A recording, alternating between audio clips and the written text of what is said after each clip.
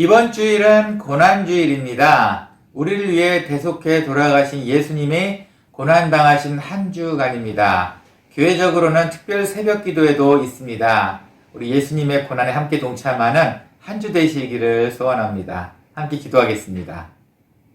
하나님 감사합니다. 고난주일입니다. 우리를 위해 돌아가신 예수님 감사합니다. 그 감사에 대한 예배를 오늘 함께 드립니다. 하나님 기뻐 받아주시옵고 오늘 예배도 동행하여 주시옵소서. 예수님의 이름으로 기원합니다. 아멘.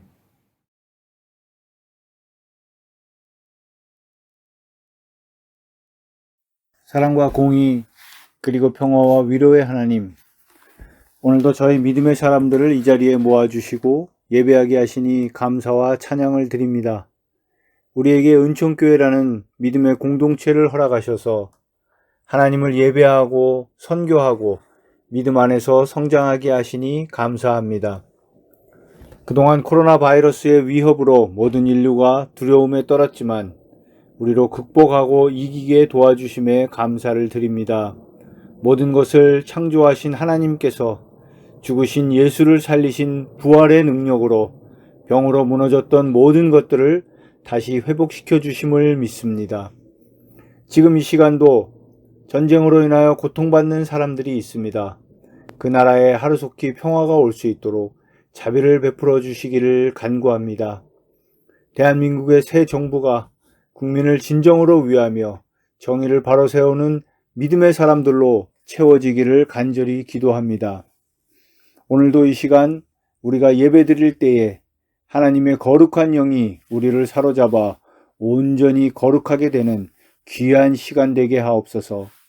목사님이 대언하는 하나님의 말씀이 우리의 삶과 행동 양식을 바꾸는 놀라운 능력의 말씀이 될 수 있도록 역사하여 주시옵소서. 예배를 통하여 온전히 하나님이 우리의 아버지 되시며 우리가 하나님의 자녀된 것을 깨닫게 하옵소서. 이 모든 말씀 우리 주 예수 그리스도의 이름으로 기도합니다. 아멘.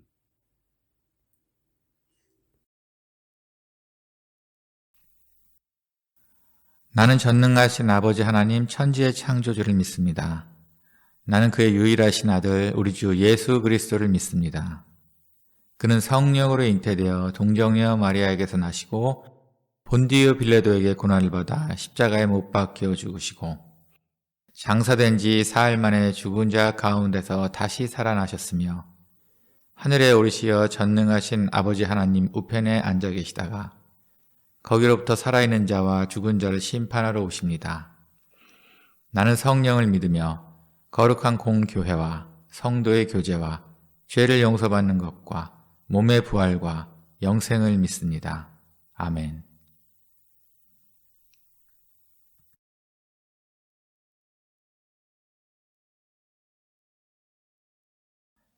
감람원이라 불리는 산 쪽에 있는 벳바게와 베다니에 가까이 가셨을 때 제자 중 둘을 보내시며 이르시되 너희는 맞은편 마을로 가라. 그리로 들어가면 아직 아무도 타보지 않은 나귀 새끼가 매여 있는 것을 보리니 풀어 끌고 오라. 만일 누가 너희에게 어찌하여 푸느냐 묻거든 말하기를 주가 쓰시겠다 하라 하시매 보내심을 받은 자들이 가서 그 말씀하신 대로 만난지라. 나귀 새끼를 풀 때 그 임자들이 이르되 어찌하여 나귀 새끼를 푸느냐 대답하되 주께서 쓰시겠다 하고 그것을 예수께로 끌고 와서 자기들의 겉옷을 나귀 새끼 위에 걸쳐 놓고 예수를 태우니 가실 때 그들이 자기의 겉옷을 길에 펴더라.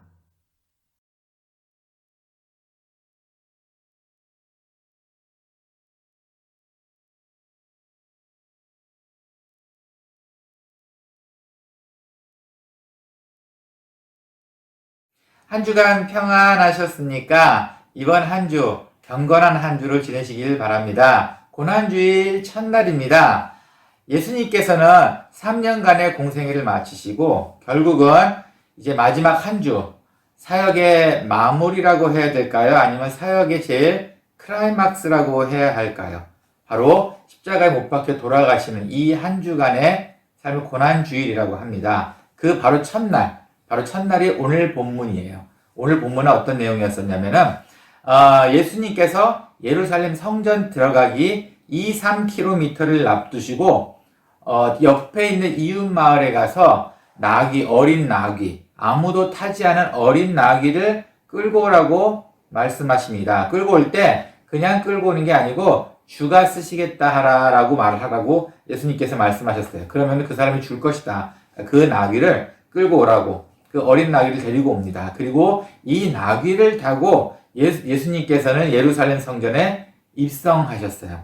사실 그 전에 예수님께서는 사역을 오래 하시긴 하셨지만 예루살렘 성전에는 잘 가지 않으셨어요. 왜냐하면 예수님께서는 마지막 자기의 사역의 종착점인 예루살렘이 성전이길 아셨기 때문에 더더욱 안 가셨던 것 같아요. 네. 때마침 6월절이 마침 가까웠습니다. 그래서 이미 그 성 안에는 예루살렘 성 안에는 정말 여러 지역에서 온 많은 사람들이 있었어요.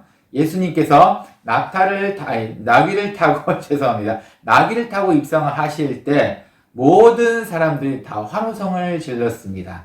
다윗의 자손이요, 여호와요. 자, 여호와께서 이렇게 들어오시니 또 가만히 있을 수 있나요? 사람들은 자기 옷을 벗어서 땅에다 놓거나 아니면 종려나무 가지를 꺾어서 그 예수님께서 지나가는 그 길 앞에다가 놓고 환영을 했습니다. 일반 다른 왕과 예수님의 입성, 좀 다른 게 있을까요? 네, 예수님께서 입성한 것과 왕의 입성은 다르죠. 왕은 나귀는 타지 않았을 겁니다. 말을 타거나 가마를 타고 들어왔겠죠. 그리고 어떤 왕들은 자기를 못 보게끔 모든 사람을 엎드리게끔도 했습니다. 어떤 왕은 소리를 지르기도 했지만 왕 근처에는 갈 수가 없었어요. 아주 특별한 인물이기 때문에. 그리고 보호 차원에서는 그렇게 했습니다. 하지만 우리 예수님께서는 나귀를 타고 들어오셨습니다. 뿐만 아니고 모든 백성들과 바로바로 옆에서 만나고 소통할 수 있게끔 바로 근처에 함께 있었어요. 확실히 차이가 많이 나지 않나요? 예, 그렇다면은 예수님께서는 왜 굳이 능력이 있으신 분인데 왜 굳이 나귀를 타고 들어오셨을까요?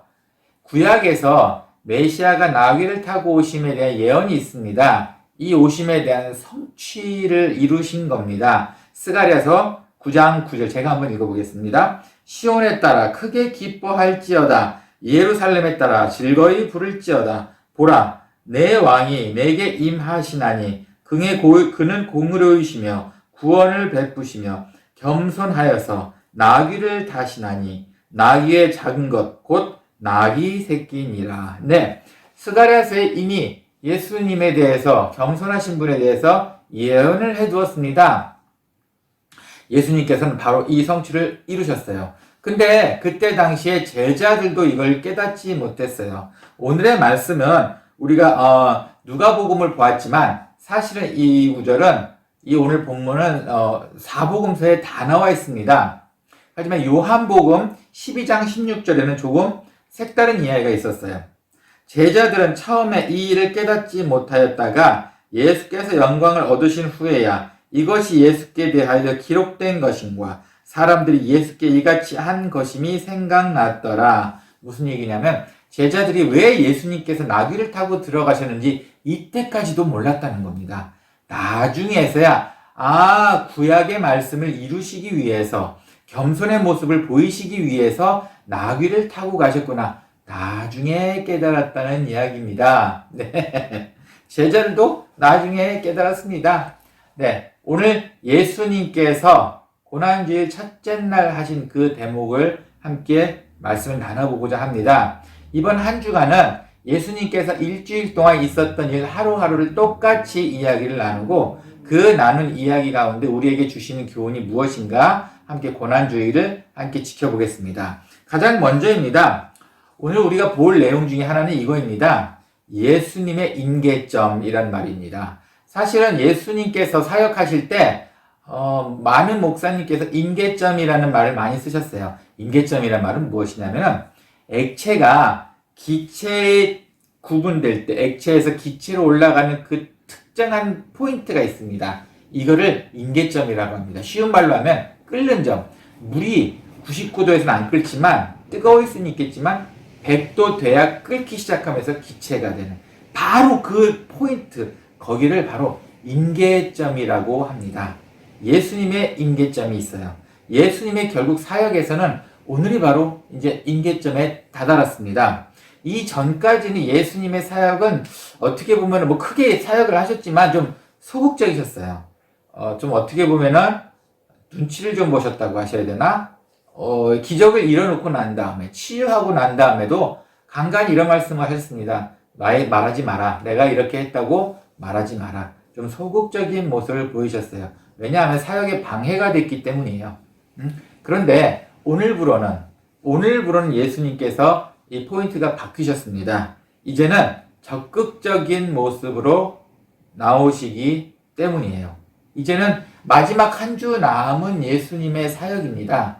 이 사역에서 이제 소극적이 아니고 이제는 마무리를 하셔야 할 때입니다. 제일 클라이막스로 올라가야 할 때입니다. 거의 대놓고 모든 백성들 앞에서 나귀를 타고 입성하셨어요. 그리고 모든 사람들로부터 환영을 받았습니다. 다시 말씀드릴까요? 예수님의 때가 찼다는 이야기입니다. 쉽게 말하면 이 말입니다. 임계점이란 말이. 자, 그러면은 한번 우리의 이야기도 한번 해볼까요? 자, 우리의 임계점, 우리의 때, 뭔가 확 변하는 그때는 언제일까요? 그걸 좀 알 수 있으면 좀 편할 텐데, 우리가 결정을 해놓고, 이것을 이루게 할 때 바로 그 때, 이때 정말, 그럴 때를 알 수 없을까요? 새로운 사업을 시작할 때, 이사를 가야 할 때, 아니면 그 외에 결정을 한 걸 바로 그 언제 시작해야 될지 바로 그 때, 바로 그 포인트, 그걸 알 수 없을까요? 하나님께서는 왜 우리에게 이것을 알 수 없도록 해놓으셨을까요? 예수님은 아셨는데, 다 그 때를 아시고 마지막을 준비하셨는데, 하나님이시니 알 수 있으셨겠죠. 우리는 이거를 알 수 없습니다. 결국 끝내 알 수 없을지도 모릅니다. 저희 집에는 유실수들이 있어요. 아보카도 나무도 있고 파파야 나무도 있습니다. 그런데 참 많이 저를 어리둥절하게 만듭니다. 몇 개 있지 않은 아보카도 나무, 그걸 따먹기 위해서 기다립니다. 좀 물렁물렁해질까? 물렁물렁해질까? 거의 뭐 한철이 다 지나가고 딴 집들은 다 아보카도를 이미 거둔 상태도 저희 집 건 탱탱합니다. 이거 언제 따야 되지? 좀 익을 기미가 보여야 딸 텐데. 근데 잘못 알고 있었어요. 따면 일주일 뒤에 익습니다. 이게 아보카도인 것 같아요. 하지만 파파야는 안 그렇습니다. 딱 봤을 때 이미 노랗게 색깔이 변해 있으면 늦은 겁니다. 이걸 언제 맞춰야 되는지, 어떻게 맞춰야 되는지 모릅니다.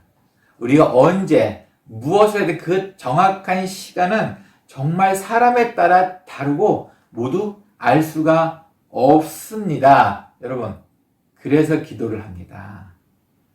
그걸 정확한 시간을 우리 힘으로 조절할 수 없기 때문에 하나님께서 우리를 그 시간에 밀어주셔야 하기 때문에 우리는 그래서 기도를 하게 됩니다. 모든 일에는 다 때가 있답니다. 오늘 전도서 말씀 잠깐 볼까요? 전도서 3장 1절에서 8절까지는 아주 긴 내용이지만 우리가 알아야 하지만 알 수 없는 그 때가 나옵니다. 읽겠습니다. 범사가 기한이 있고 천하만사가 다 때가 있나니 날 때가 있고 죽을 때가 있으며 심을 때가 있고 심은 것을 뽑을 때가 있으며 죽일 때가 있고 치료할 때가 있으며 헐 때가 있고 세울 때가 있으며 울 때가 있고 웃을 때가 있으며 슬퍼할 때가 있고 춤출 때가 있으며 돌을 던져버릴 때가 있고 돌을 거둘 때가 있으며 안을 때가 있고 않는 일을 멀리할 때가 있으며 찾을 때가 있고 잃을 때가 있으며 지킬 때가 있고 버릴 때가 있으며 찢을 때가 있고 꿰맬 때가 있으며 잠잠할 때가 있고 말할 때가 있으며 사랑할 때가 있고 미워할 때가 있으며 전쟁할 때가 있고 평화할 때가 있느니라. 이런 때가 있습니다. 이 모든 때가 있습니다. 그런데 성경이 이렇게 무슨 때가 있다고는 얘기하지만 언제인지는 알 수가 없습니다. 하나님만이 알 수 있네요. 여러분도 때를 기다리고 있음을 압니다. 그런데 정말 알 수가 없네요. 여러분들의 간절한 기도를 하나님께서 들으시고 그저 아프지 않게 그때의 여러분을 안전하게 밀어주시는 걸 바랄 뿐입니다. 자, 하지만 약간의 힌트가 있습니다. 전도서 3장 11절입니다. 하나님이 모든 것을 지으시되 때를 따라 아름답게 하셨고 또 사람들에게는 영원을 사모하는 마음을 주셨느니라. 그러나 하나님이 하시는 일의 시종을 사람으로 측량할 수 없게 하셨도다. 우리는 알 수 없다는 얘기가 또 나옵니다. 하지만 이 얘기는 나오네요.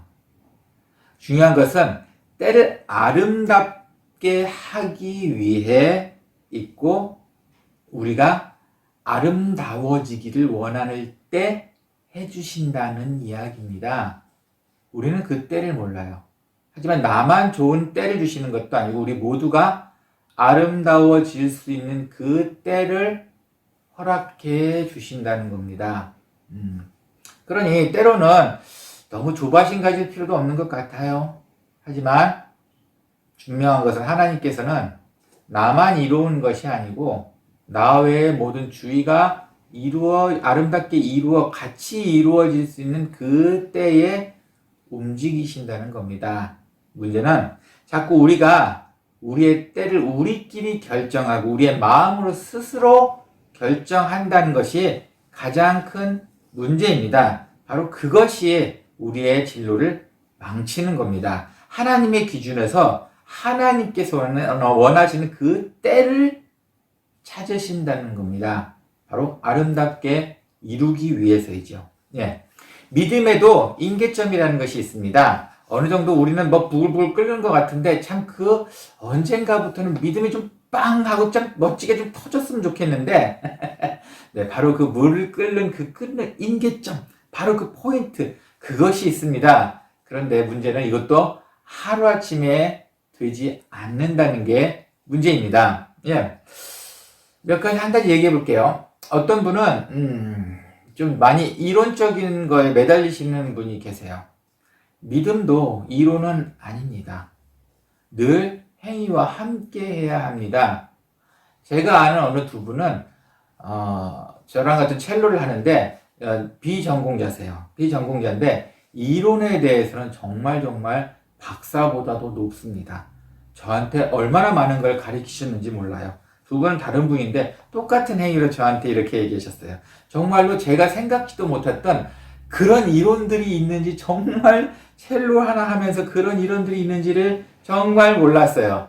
근데 문제는 그분들은 첼로 연주를 정말 못한다는 겁니다.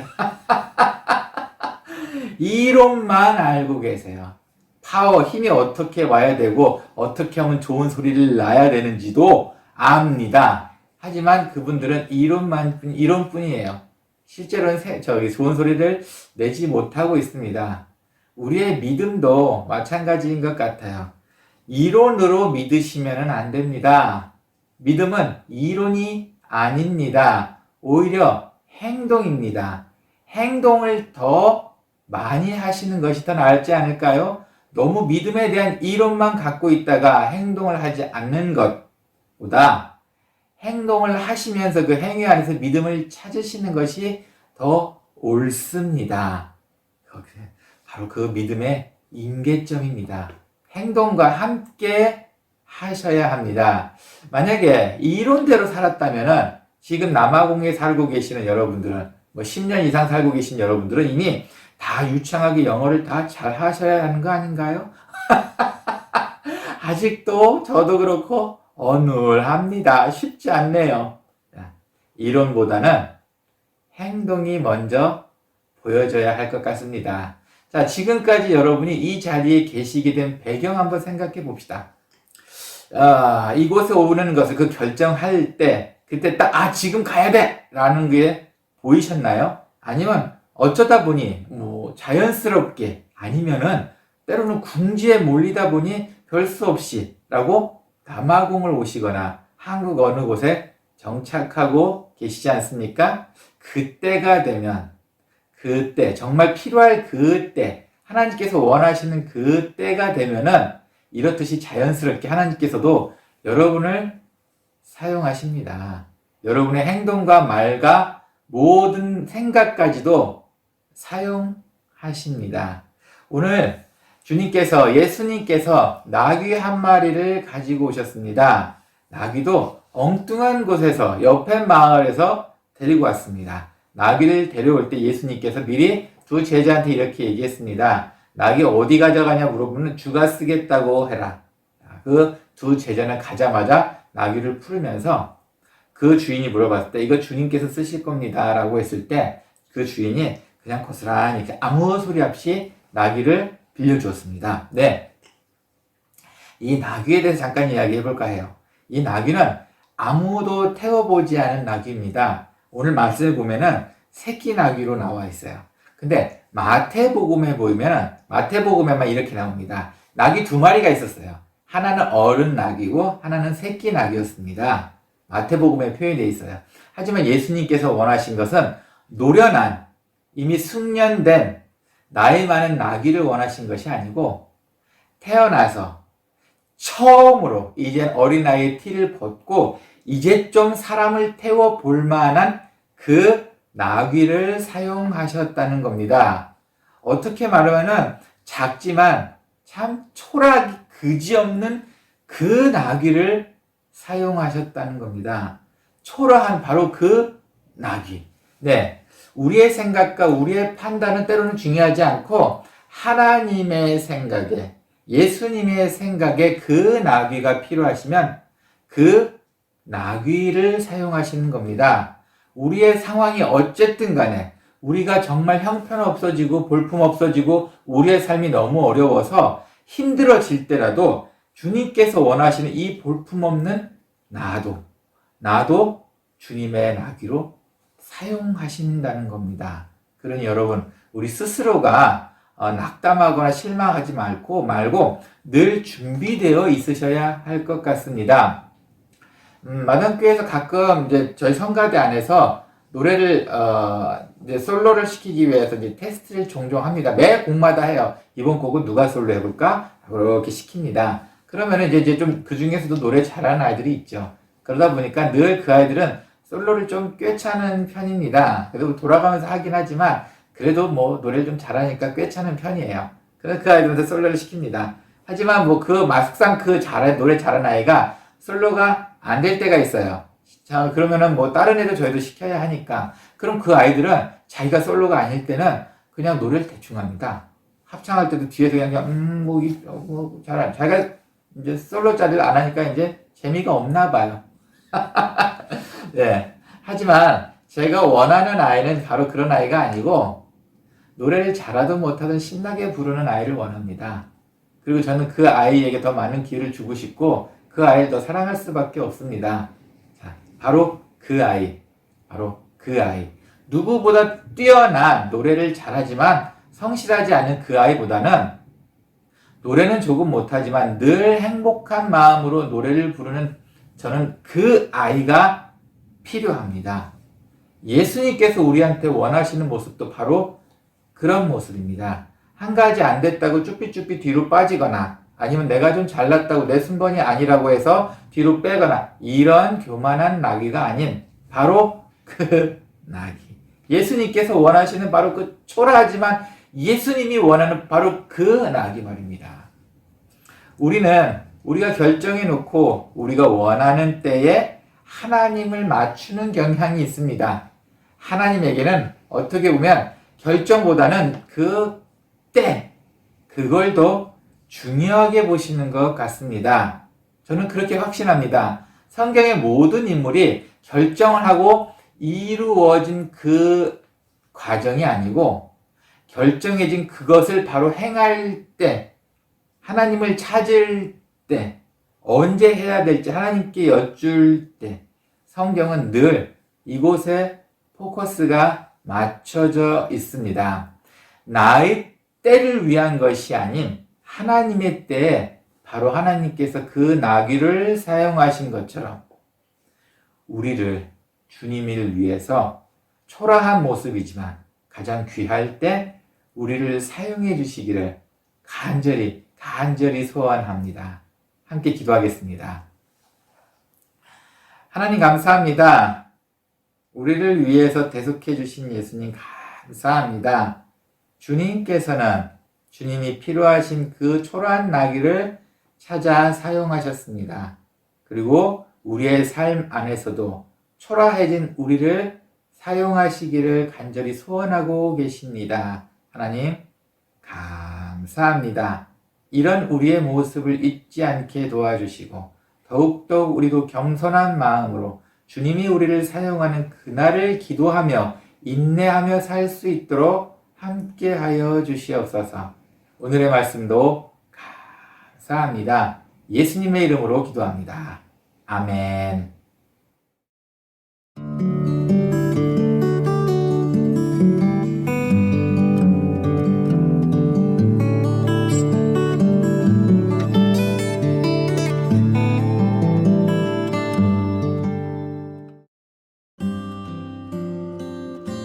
교회 소식입니다. 전쟁의 소식이 빨리 끝나기를 함께 기도합시다. 일교차가 심해졌습니다. 건강 더욱 조심하시기를 바랍니다. 내일 11일 월요일부터 15일 금요일까지 남아공 시간 새벽 5시 30분에 화상으로 고난주간 특별 새벽 기도회가 있습니다. 함께 기도하는 시간을 가지길 원합니다. 다음 주 17일 부활주일 예배 후에 전도회별 교제의 시간이 있습니다. 이번 주 생일 정윤이, 다음 주 기도 안태형 집사. 이번 고난주간에 새벽 기도회를 통해 하나님과 깊은 만남이 있기를 소원합니다. 봉헌을 위해 함께 기도하고 축도로 예배 마치겠습니다. 주님 감사합니다. 정말 우리를 이렇게까지 사랑해 주셔서 우리를 위해 대신 죽으신 예수님 감사합니다. 이런 모든 감사한 마음을 담아 주님께 봉헌으로 드립니다. 주님 기뻐 받아주시옵고 봉헌한 손길 기억하여 주시옵고 또 주님께서 원하실 때 봉헌한 손길들을 가장 높은 곳에서 사용하여 주시옵소서. 이제는 주 예수 그리스도의 은혜와 하나님의 사랑과 성령의 감화 감동 교통하심이 그 나귀처럼 언제 쓰일지 모르지만 그 초라한 나귀처럼 주님께서 반드시 사용할 것이라는 확신을 가지고 기대하며 살아가는 모든 성도님들 머리 위에 오늘의 말씀을 통해 예수님의 마음을 조금이라도 더 알기를 소원하는 사랑하는 모든 분들 머리 위에 또한 이 온라인 방송을 통해 함께 예배를 드리며 말씀의 기쁨을 누리기를 소원하는 사랑하는 모든 분들 머리 위에 이제로부터 영원히 함께 있을지어다. 아멘.